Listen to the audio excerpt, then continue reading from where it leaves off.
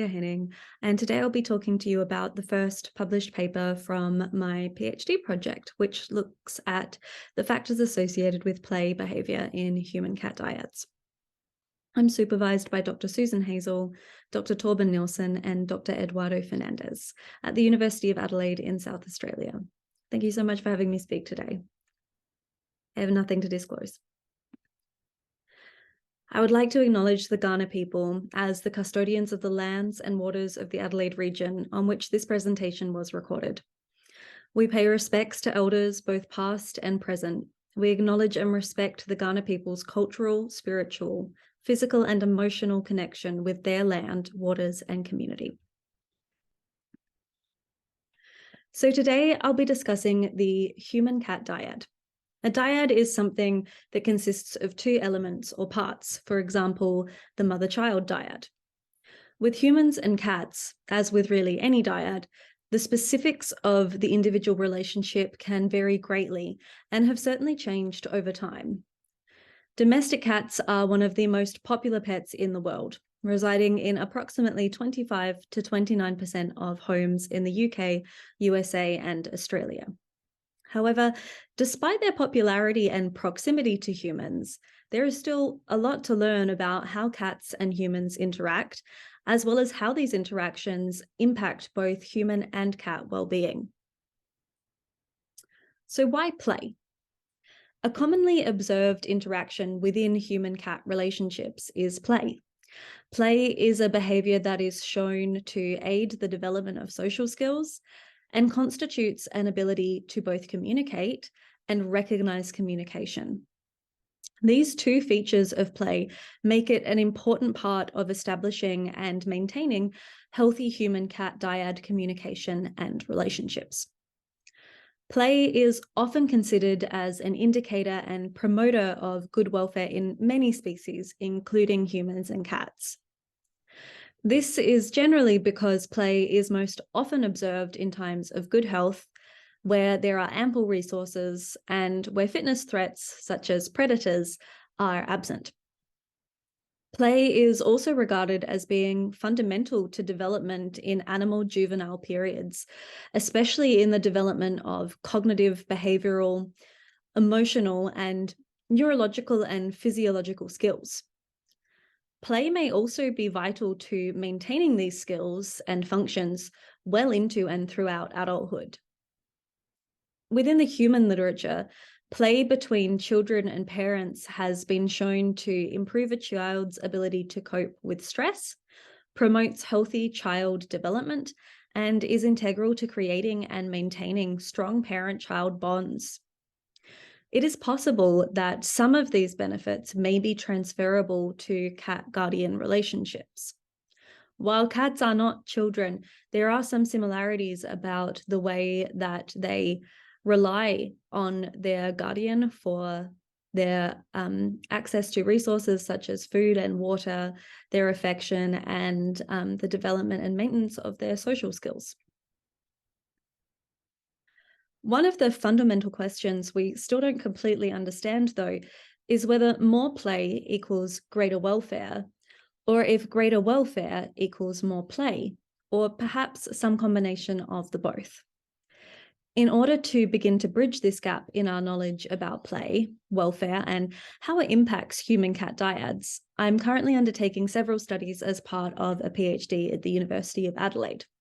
The first of which has been published in the Journal of Veterinary Behaviour, and I'll be taking you through today. It looks at establishing some foundational understanding of play within human-cat dyads and what factors are associated with the occurrence of play within these dyads. So this study was a survey-based study, and it was distributed globally. It comprised 107 questions regarding demographic information, questions about play, daily play times, length of play sessions, occurrence of problem behaviours, what resources were available to the cat behaviour changes, as well as 3 validated measures. And analysis was conducted on SPSS 27. So the 3 validated measures that we used were cat quality of life, the cat owner relationship scale, and the adult playfulness trait scale. We had a great response for this survey, having 1,591 participants complete the survey from 55 different countries. Our survey demographics were as follows: mostly from Australia, overwhelmingly female participants between the ages of 25 to 34 and living in a two-person household. Participants' cats were fairly evenly split between male and female. Almost 30% were between 3 to 5 years of age at the time of the survey, and the vast majority lived indoor only, and almost 40% lived in a single cat home. Before you are two figures that show the total daily playtimes and the play session lengths reported by participants. Median total daily play was reported to be 45 minutes and ranged between no play to 300 minutes of play during the day. So the total daily play is how much guardians reported playing with their cat total on an average day, while the play session length looked at how long each individual play session was. So when it came to play session lengths, the median was reported to be 15 minutes with a range of no play to 150 minutes for one single play session. These results differ from two previous studies which had investigated playtime in human cat dyads. Heidenberger in 1997 found that guardians reported engaging in daily play of between 1 to 2 hours per day, while Strickler and Schell in 2014 reported that guardians engaged in play for between 10 to 20 minutes per day. These differences could be down to several reasons, including the particular sample used, the country that these surveys were done within, potentially differences in human cat dyad behaviour over time,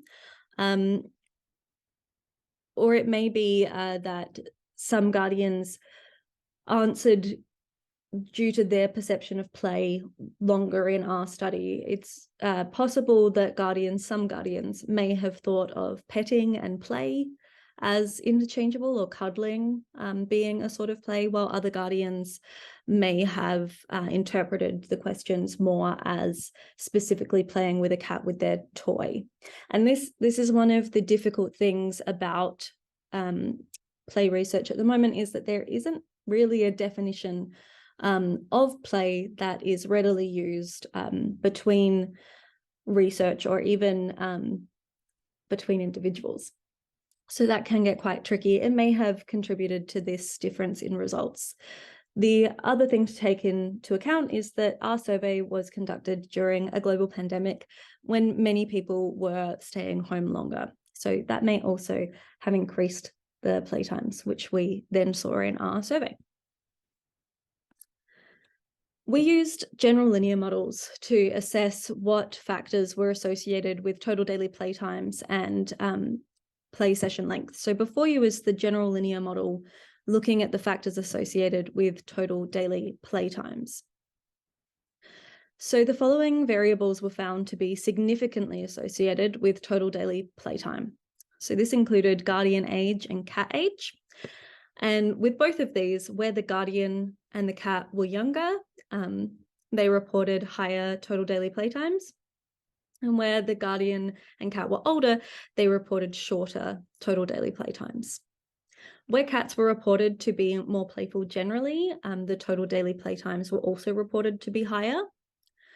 Where the guardian had a history of being injured during play, they also had longer daily playtimes, but it's very possible that rather than having a history of injury, meaning that you play more with your cat, that in fact playing with your cat more means there is more opportunity for you to be injured.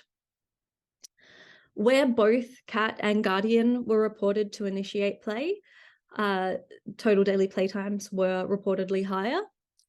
Where the cat had more resources available to them, total daily playtimes were higher. And this is in keeping with what we said at the beginning of this, which is that play is most often observed at times where resources are ample.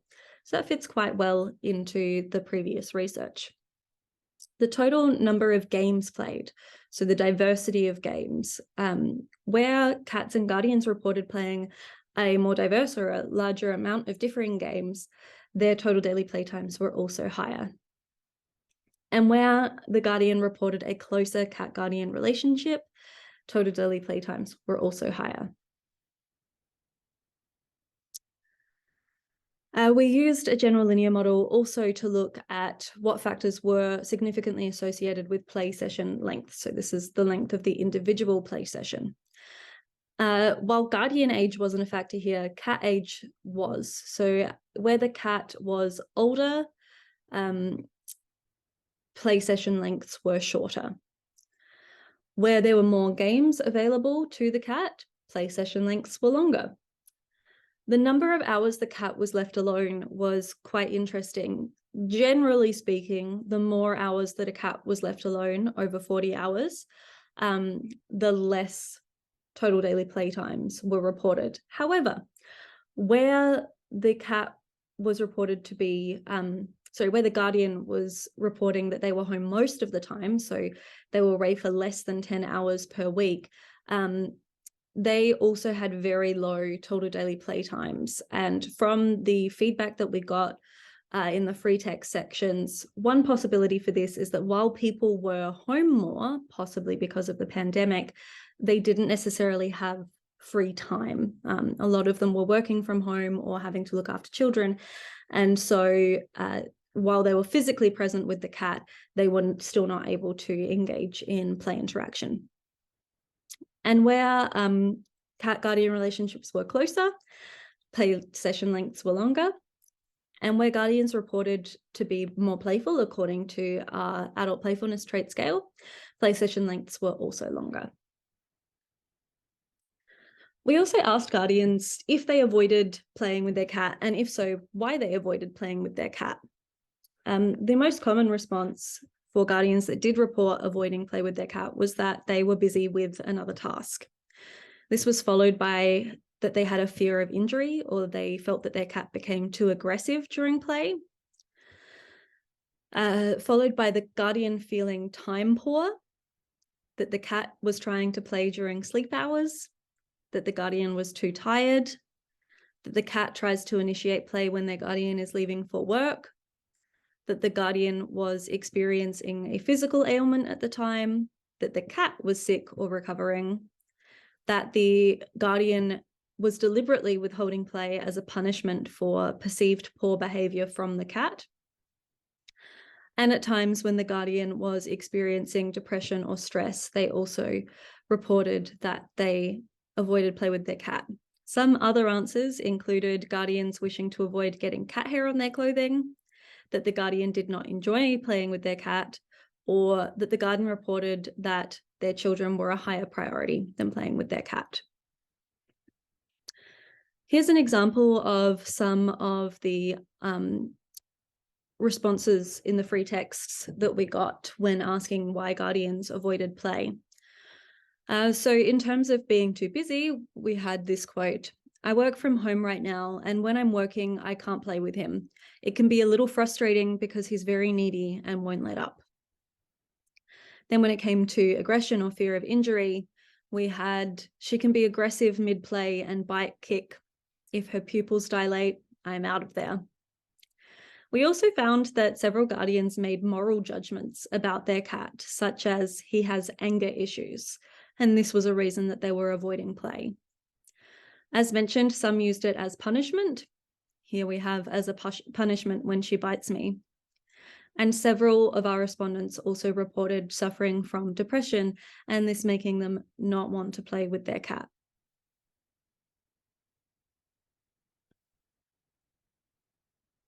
So, where am I? There we go. Okay. While there were many very interesting findings within this study today, I'd like to discuss two of the factors found to be significantly associated with total daily play and play session lengths. The first is who initiates. Where guardians reported that both they and their cat initiated play, higher total daily playtimes were observed, though not longer play session durations. This suggests that people report play behaviour to be more frequent in human-cat dyads where both parties are interested or invested in playing together. It may also indicate that play is more frequent where both cat and human are better able to understand each other's communications about and bids for instigating play behaviour. Where guardians are better able to understand their cat's communications and body language, they're also more likely better at identifying and meeting their cat's needs and may have more realistic expectations of their cat's behaviour. It is likely important to recognise and respect cat choice in whether they engage in an activity such as play or not. In doing so, the cat and guardian are likely to both increase their benefit from feeling safe and personally engaged in an activity that they have both chosen to participate in. Recent guidelines that were suggested by Hayward et al. In 2021 highlight the importance of providing cats with choice and control within human-cat interactions. Previous studies have also found that cats prefer to interact with humans who leave them alone while resting, who do not follow them if they choose to retreat from an interaction, and that cats will respond more enthusiastically to humans who are more responsive to the cat's bids for interaction. The other I wanted to talk about is the number of games.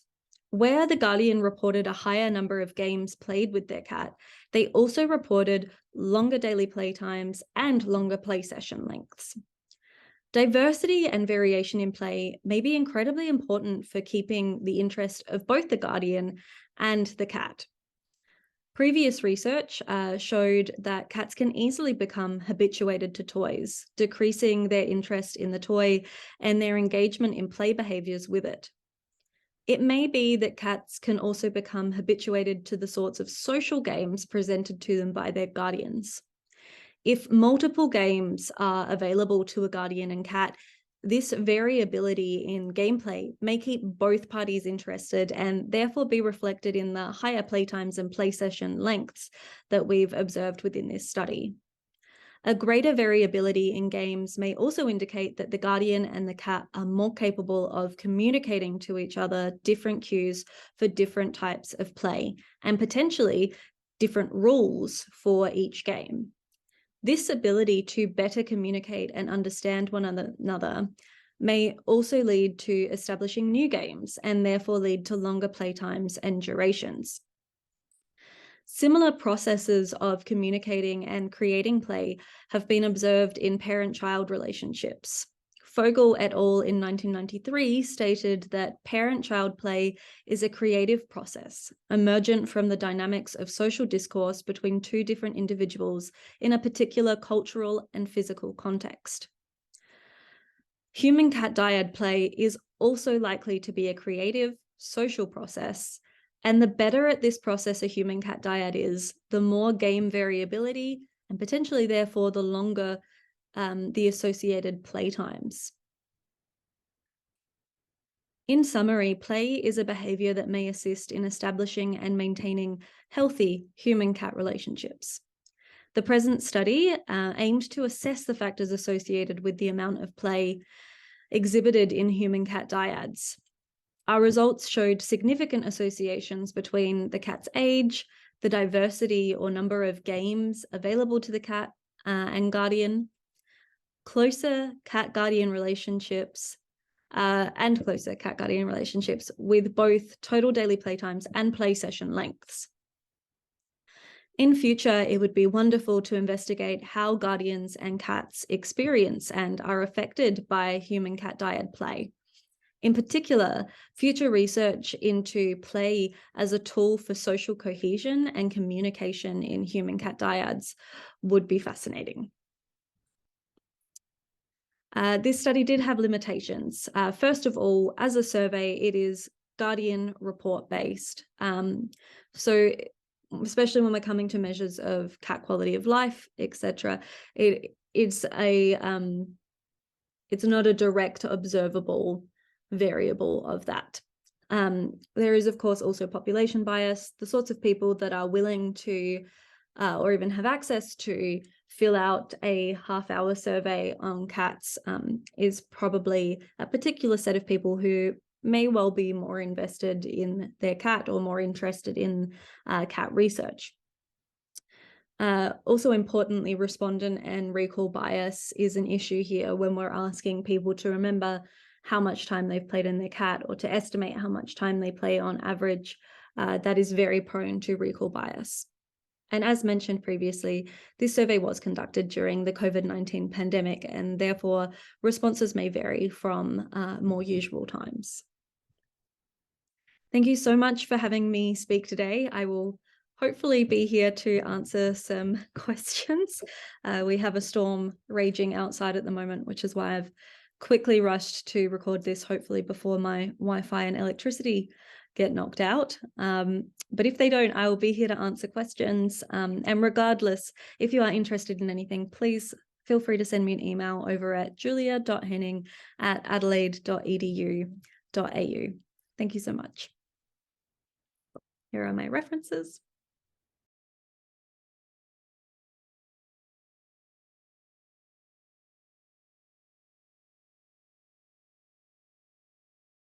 So brilliant. Thank you so much for having me here. So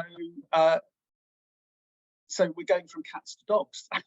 So I'd like to just talk to you a little bit about my personal motivation for this study, which was completed as part of my master's at Exeter University.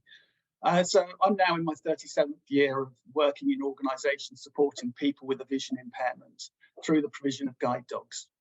And throughout my whole career, I've discovered that the interspecies relationship between those people and their guide dogs present a range of effective encounters and is a great illustration of what Ahmed in 2014 might describe as a sticky subject to which effective registers attach.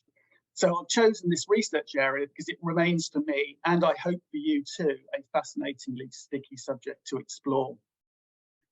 In terms of my rationale, the efficacy of provision of guide dogs is a fundamental requirement for any service provider. And whilst guide dogs generally over-deliver on the expectations of a person with a vision impairment, as described by Stephens and Bergler in 1998, as many as 20% of new partnerships actually fail within 3 years. Now, even partnerships that are sustained over time may actually not be considered to be a success by the people themselves. That was discussed in Lloyd et al. In 2016. So a greater understanding of the mechanisms that lead to the creation of a successful partnership, including gaining a better appreciation of the dog's investment in the relationship, could reduce the incidence of dysfunctional ones. The aims of my study, I had 4 of them. Firstly, to explore the views and opinion of UK-based people with a vision impairment about their feelings and perceptions towards the guide dogs who share their lives. Secondly, to explore the views and opinions of UK guide dog mobility instructors about their feelings and perceptions about the guide dog partnerships that they helped to create. Thirdly, to explore theoretical models, literature, and the empirical evidence that may enhance our understanding of the relationship between people with a vision impairment and their guide dogs. And lastly, but certainly no least importantly, to explore the degree to which the dog's functional and affective needs are considered by people with a vision impairment and GDMIs when creating and sustaining a guide dog partnership. In terms of the methodology, the project adopted a qualitative approach, including a literature review, followed by semi-structured interviews, which were conducted over Microsoft Teams. I had 20 adult participants divided into 2 distinct groups. There were 10 people with a vision impairment with experience of between 2 and 8 guide dog partnerships, some spanning for a period of over 40 years. There were 10 guide dog mobility instructor participants with between 10 and 38 years of professional experience in their role.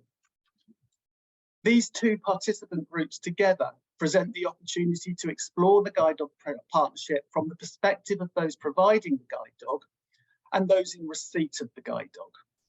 It is the multi-species collaboration between GDMIs, people with a vision impairment, and the dogs themselves that creates and then sustains the partnership over time. I used autoethnography, which enables a practitioner such as myself to also be a researcher, and where the researcher's own lived experience is considered to be an integral part of the learning. While such an approach can be criticised due to its inherent subjectivity, it has also been argued that using such insider experience to interpret events can be both parsimonious and valid as an interpretative instrument. In my dissertation, I used a series of reflective vignettes, but in this presentation, I will use first-hand narrative as recorded by my participants. So, what is a guide dog?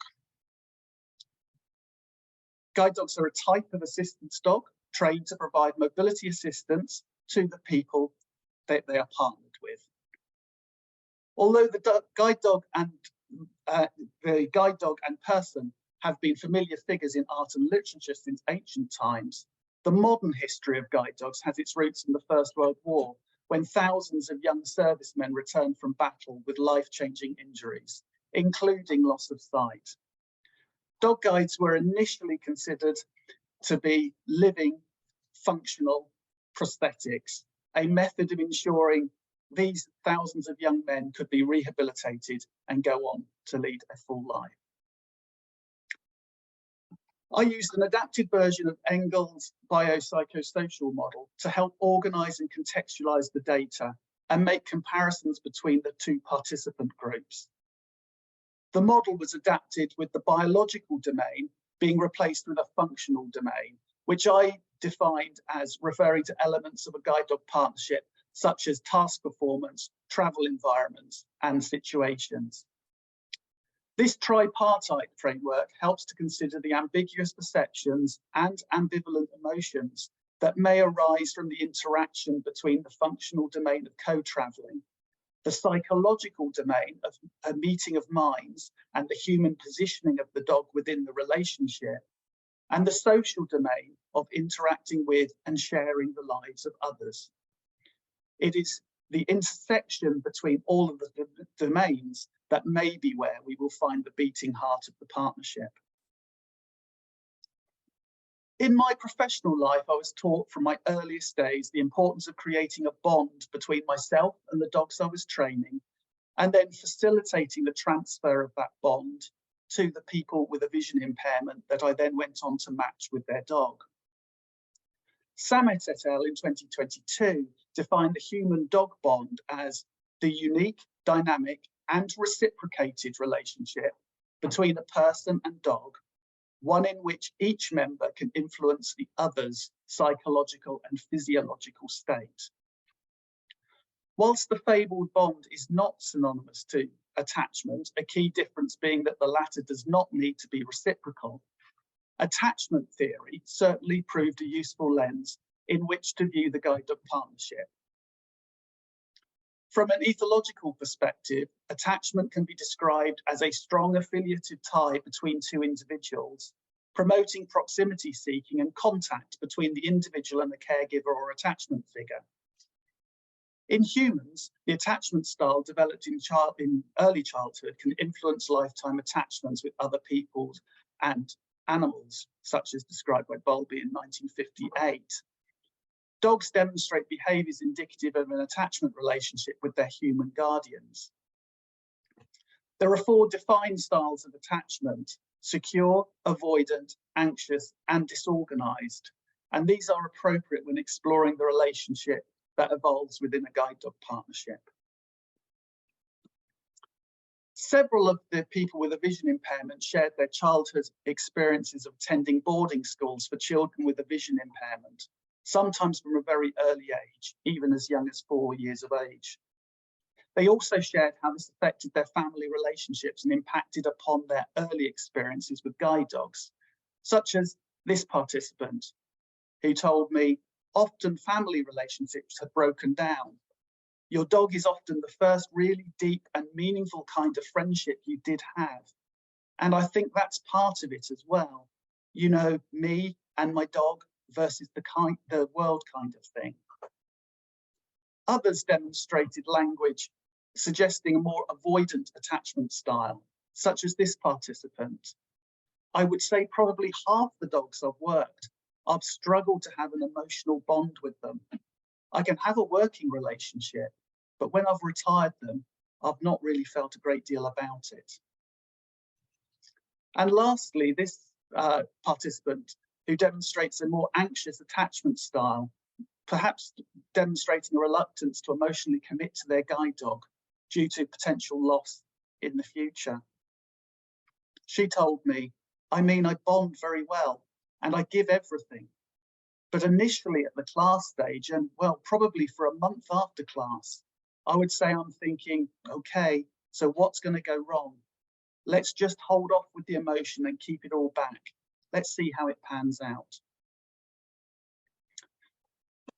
Bereavement was a strong theme arising from the narratives, and almost all of the people with a vision impairment described intense emotions relating to the retirement of their guide dog, such as this participant.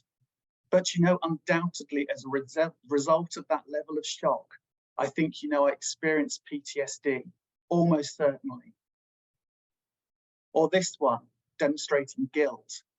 When she retired, I was really upset with that because I just felt I'd let her down. I'd let her down more than anything else. Whelan in 2017 found the experience of unsuccessful partnerships a predictor of further unsuccessful partnerships in the future. Second partnerships have been found to be more likely to fail than first partnerships and any subsequent partnership. And certainly the narrative confirmed my own professional experience that previous dogs can cast a very deep shadow over subsequent partnerships. And sometimes the current dog never manages to move out of that shadow, such as this participant. I don't know if that was a hangover from the resentment of him not being the retired dog's name. If I were being really unforgiving, I'd probably say, yeah, he probably had issues, which I made worse because I hadn't got over the fact that he wasn't. Very little mention was made about the ultimate death of the dog. This could be due to the fact that most of the people with a vision impairment who had experienced multiple retirements had also elected to rehome the retired dog, and thus this was the parting that provoked emotions associated with bereavement rather than ultimate end of life. So looking at partnerships as representatives of the self, identity theory proved useful given the themes identified by the participants. There is generally considered to be three types of identity: personal, collective, and a social or role identity. The self is not present at birth, but created through interactions with others, including non-human others, and situations, and is thus a social product. Similarly, the core selves of others only become available to us, i.e. being capable of being perceived by us through our interaction with them. Furthermore, perception is made possible through embodied encounters and shared experiences. Such as this quote, "I didn't really have an identity, so I thought that having the dog, I think, would give me an identity, because everybody knew about guide dogs. People loved guide dogs, and I wanted to be part of that, I suppose." Or this quote, "You know, I felt much more of a person, if you like, in my own right. You have a more confident and a more competent identity with the dog than you do with the long cane."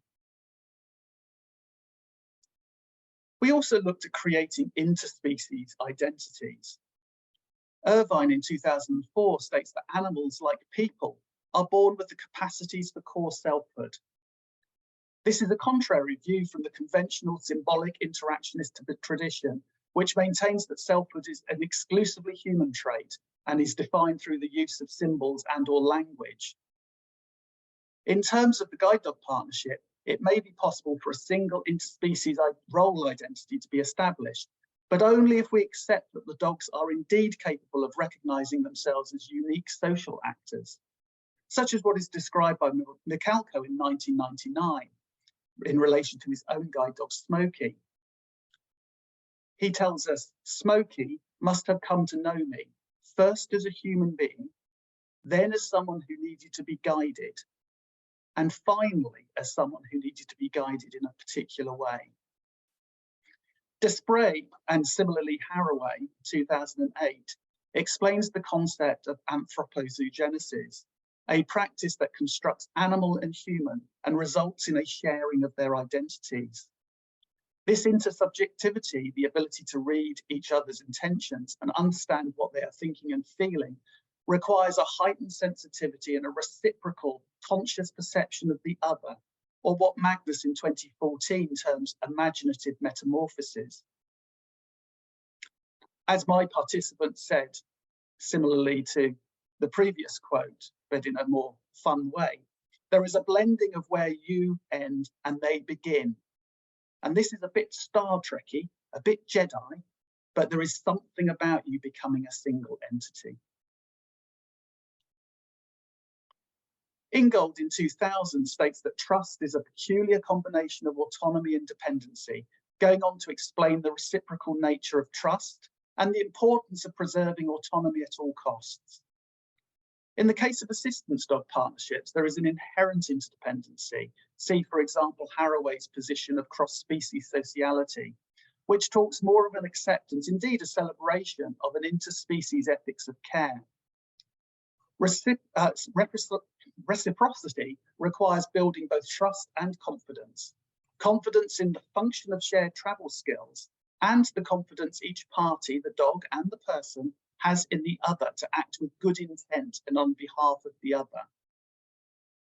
Such as this quote, you know the dog's conscious of what he should be doing. Sorry, I'm just... You know the dog's conscious of what he should be doing. He's happy and settled in what he's doing. I'm really happy and settled in what he's doing. So I suppose I say, well, we're working 50-50. You know, he's trusting me and I'm trusting him. Or this quote, to have that relationship where you just read each other and you just know each other and you just understand each other and actually nothing else matters apart from the two of you. And you know that connection is total. However, it remains undeterminable how many guide dogs would vote with their feet if given the opportunity to extricate themselves from a partnership. This is an obvious challenge to any service provider wishing to give a voice and a choice to animals involved in work to benefit humans. See Coulter in 2016. As a limitation of this study was the lack of direct in-person observation of the dogs, the narratives of the people with the vision impairment participants need to be extrapolated to imply the dog's experiences in the relationship. However, interpreting these narratives through the lens of critical realism does suggest to me, at least, powerful evidence for the reciprocity within the relationship and a deep sense of altruism and responsibility felt towards caring for the dogs. So in conclusion, and as anticipated from the outset, the relationship between people with vision impairment and their guide dogs has been a fascinating, sticky subject to explore. There is no doubt that the interspecies relationship between people with vision impairment and their guide dogs can be intense. It is a dynamic relationship and it's not fixed in time and place. One does need to accept the complexity that arises from this entanglement of interspecies intersubjectivity and the sharing of lives and minds. So for this reason, it's impossible to answer the question of the title completely and unambiguously. Guide dogs are variously considered by people with a vision impairment as their partner, companion, servant, and also tool. And the status of the dog does transition between these categories as a result of events and relational factors. There is significant narrative evidence to support the view that dogs are recognized as sentient and agentic beings by the humans in their lives. And both people with a vision impairment and BDMIs are highly cognizant of their responsibilities towards providing the dog with some equity in the relationship. However, it remains, of course, no absolute way of knowing how the dogs themselves feel about it. The narratives of people with a vision impairment have been impactful to my own emotional journey during this project. Having my own lived experience of the guide dog world, I considered myself to be highly sensitized to the subject area, but having the opportunity to hear firsthand from my participants has made me appreciate that my knowledge and appreciation only goes so far, and perhaps can only ever go so far. It is therefore right to give the final word to one of my participants who told me, the difference between a good dog and a dog that isn't is some dogs can hold the darkness at bay, and some even send it back. And that is the difference in this. If you have a dog like that, you can win, not simply stay in place. Some references for you, and I hope I've got a bit of time to answer some questions. Thank you very much for listening.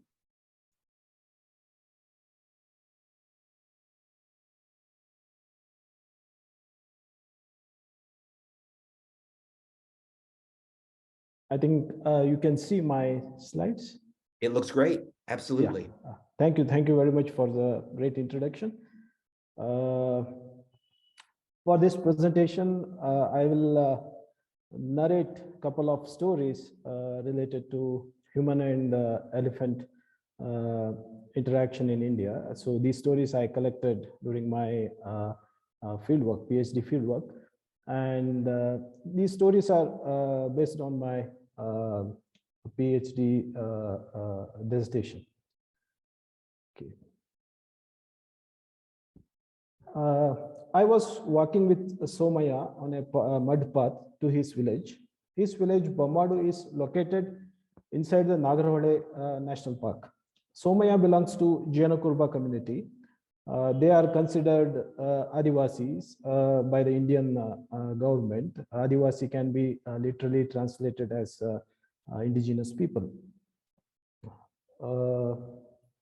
Earlier, they used to practice nomadic way of life. Currently, most of them work as plantation laborers, and while a few are employed by the forest department as daily wage laborer and elephant trainers. Path on which we are walking separates the coffee plantation from the national park. This part of national park, in this part of national park, one can see long rows of monoculture teak plantations, and that had been planted between later part of 19th century and 1970s. In this region, along with teak plantation, the plantation of coffee were established during the colonial period. After that, both types of plantation never went away. Instead, over the years, they expanded in this landscape. Bommadu is sandwiched between the expanses of teak and coffee plantations. In this area, wildlife, specifically elephants, leopards, wild boars, and other wildlife species cross the boundary between the national park and agriculture areas. Although there are exceptions, elephants usually leave the forest during the evening, spend the night in agriculture area, and return to the forest in the early morning. At the agriculture field, they eat crops including rice, banana, jackfruit, mango, papaya, and coffee beans. Sometimes solitary male elephants and large elephant herd stay in the coffee plantation for months. When I asked Somaya about these elephants, he informed me that when people do something wrong, their god appears in the form of elephants, tigers, snake, or other animals and trouble them. He showed me a large tract of coffee plantation by waving his hand and continued, quote, all these coffee plantations were a forest around 20 to 30 years ago. The forest was inhabited by a variety of wild animals and Adivasi people. Some of the Adivasi deities still reside inside the coffee plantation. Even today, our people worship the deities who inhabit these coffee plantations. However, the rich people cut the forest, planted coffee, and not even leaving the sacred grave for us. The coffee plantation displaced Adivasi people and wildlife, including the elephants, from their forest. Now, because of this, the elephants are entering the plantation and have started destroying the coffee crops and started eating the coffee beans. These people made grave mistake by establishing the plantation on the land which was once forest. Let me show you the video of a human-elephant conflict inside the coffee plantation. This video was taken by workers who work in the coffee plantation, and they shared with me during my fieldwork.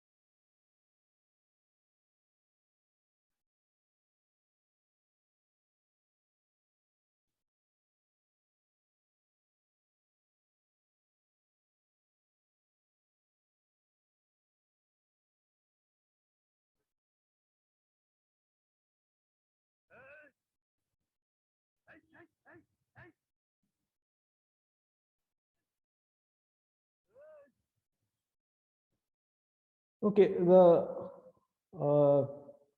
although human and elephant conflict is intensified in this landscape over the last couple of decades, many Adivasi families are fighting to live inside the protected area, that's national park, with wildlife such as elephants and tigers and leopards. I will narrate a couple of stories to explain how both Adivasi people and elephants negotiate with each other to share space and resource, mainly inside the national park. Let me quote Listel et al. To explain why storytelling is an important method to understand human and non-human relationship. He argues that, quote, carefully used anecdotes help elucidate complex questions of behavior and culture. Sometimes mistaken or stigmatized as unscientific folk observation, anecdotes has been recognized both as part of ethological practice, even if often formally disavowed, and as a crucial aspect of everyday life and knowledge practice. Storying might be described as extended method of anecdote, the ethnography of observation and interaction in a place. In the study area, farmers and planters are asking the government to construct physical barriers to prevent elephant from entering into the human habitat. They are asking these kind of physical barriers to construct. Therefore, the government started constructing the fence around the agriculture areas and human habitation. As I walked to the Adivasi settlement, I observed that many of them are not protected from elephants. Many Adivasi people are opposing the construction of physical barriers, saying that wildlife is not a problem for them, even though elephants regularly visit their settlements and occasionally eat crops. According to several Adivasi people, living with elephant is not a problem. For example, Rama, an Adivasi man, said that if elephants wanted to kill them, destroy their houses, or raid their crops, they could do so at any time. However, elephants only trouble people when the people have sinned. As I mentioned earlier, many Adivasi people believe that some elephants are incarnation of God and they will punish people and when people commit sin or make mistake concerning the customary rules. In Jainakurva settlements called Nanachi, there is an entire temple is devoted to elephants. When I visited the elephant temple during the field work, I saw that there were many metal and stone statues of elephants. The statues were donated as votive offering. If they are troubled by elephants, they request the elephant deity not to trouble them and assure it that they won't commit any sin in the future. Adivasi belief system play a significant role in sharing the space and living with elephants in the forest. According to their belief system, if elephant eats a portion of crop, it is a blessing, as it implies that they will have a better harvest. For instance, Gopal, an Adivasi man, told me, if elephants put their hands in the study area, people are called elephant trunk as hands. Elephant put its hand on a clump of bananas and ate 1 or 2 plants. Then clump will give birth to more plants and produce more bananas. Adivasi people believe that each elephant possesses a distinct personality. Some are good, some are bad, and some are quarrelsome. Malla, an old man, told me that when it gets dark, he ties his dog to a pole. He says that otherwise, when it scents an elephant, it will run towards it and barking. Good elephants will go away, but quarreling elephants will get angry and they will turn on the dog. 2 years ago, a quarrelsome elephant came close to the door while chasing Malla's dog. When the dog ran into the house, the elephant damaged the roof with his tusk. The example illustrates the importance of dogs in assisting to mediate potential conflict situation between humans and elephants through their capacity to alert both parties in time to enable appropriate responses. Let me show you a small video of elephant and dog interaction in the study area. This video also captured by a local person. He shared with me while during my field work.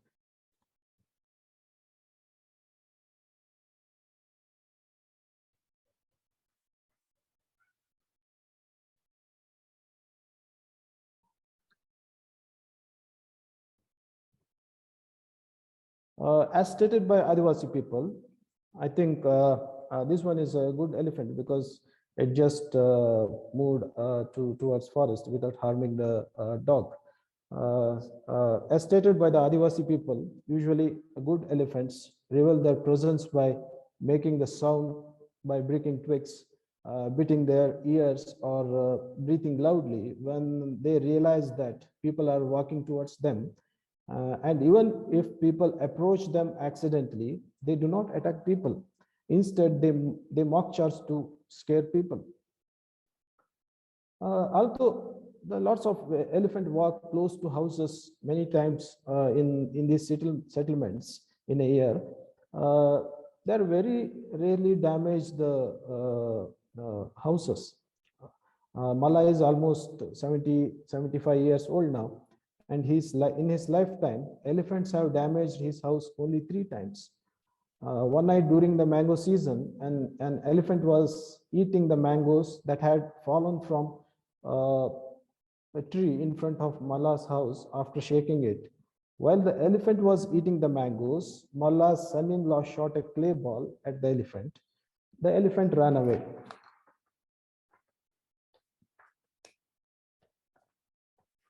Leaving behind the unfinished mangoes. The following night, elephant came to backside of the house without making any sound, and it pushed the house from behind using its tusks. while Malla and his son-in-law were sleeping on the front veranda. They woke up when they heard the sound of wooden pole falling to the floor next to them. When they shone a torch in their backyard to see what is happening, they saw the same elephant which had been eating the mangoes previous night. Malla believes that elephants get angry when people disturb them while they are eating and they want to take revenge. While conducting field work, I came across the stories of revenge-taking elephants, playful elephants, and intelligent elephants as well.